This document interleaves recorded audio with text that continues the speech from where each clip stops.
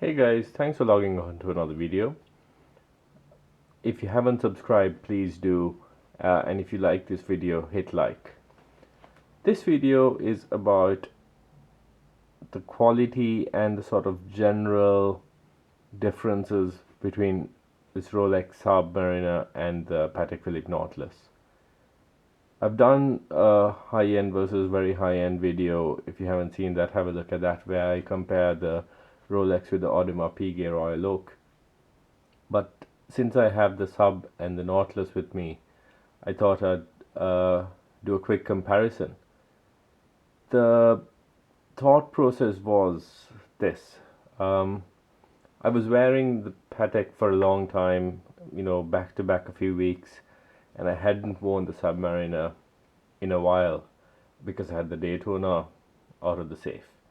So I had put the Daytona back in the safety deposit box, and the Submariner came out. And apologies. So the moment I picked up the Rolex and started winding it up and interacting with the watch, I couldn't help but realize how different it feels to handling the Nautilus. So let's start with the Nautilus. It's very, very delicate, light feeling watch. It doesn't feel flimsy or cheap, but it feels light. It feels what's the word? I can't think of a word. It feels very well made, but it doesn't feel heavy. It doesn't feel like a tool. This feels like a piece of jewelry in your hand. When you pick up the Submariner, it's heavy. It's got a heft to it, and the case and the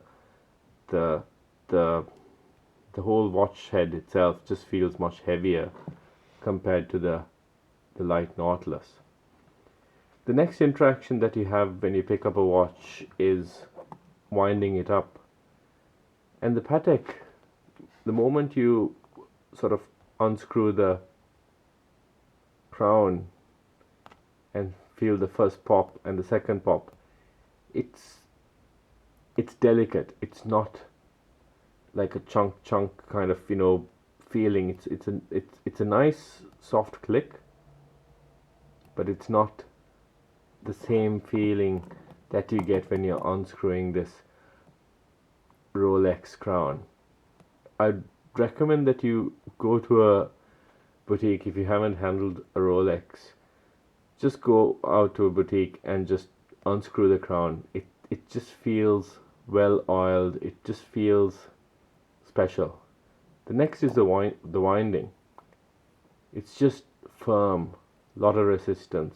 Not a lot, but a significant amount that you feel on the wrist, and you feel like you're doing something. But with the Patek, it's very smooth, and you have this characteristic sound where the watch is being wound up. And next is moving the hand itself. Pull it to the second position. Again, a good firm feeling here.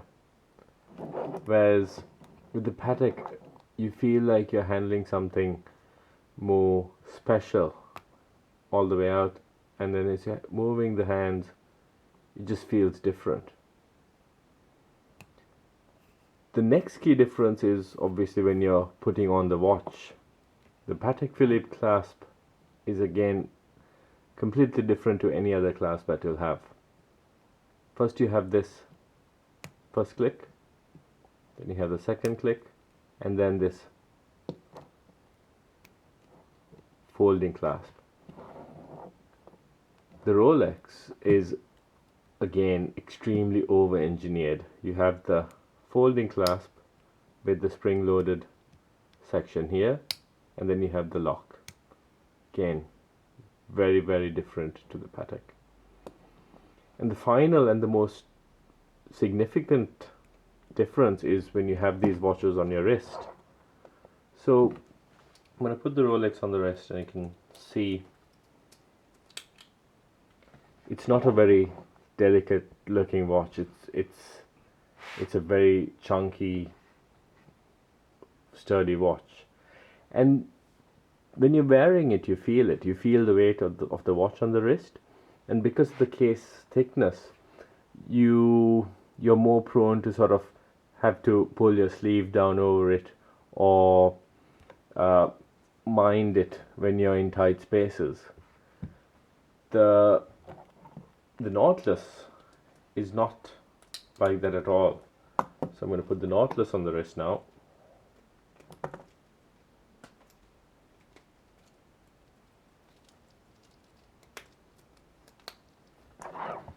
The Nautilus is very thin, and the bracelet just sort of hugs your wrist so it doesn't move around as much. And because of the case thinness, any shirt, any suit, any cuff will just glide over it, and you're not going to have to manually pull down a cuff over it. I've never had to.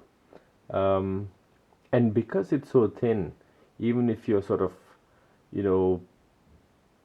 rummaging through a drawer or something like that, you're not going to have to worry about, hitting this on something. The Rolex, on the other hand, because of the thick case, I do occasionally bump this on, a desk or, something soft. I've never whacked this into a wall. Better put the crown down. But these are significant differences that you have between a Patek Philippe and a Rolex. Is one better than the other? I don't think so. I think they're very different watches. But after you've worn a Patek Philippe for a few weeks in a row, and then you pick up a sub, you will notice a difference. This watch feels like a tool watch.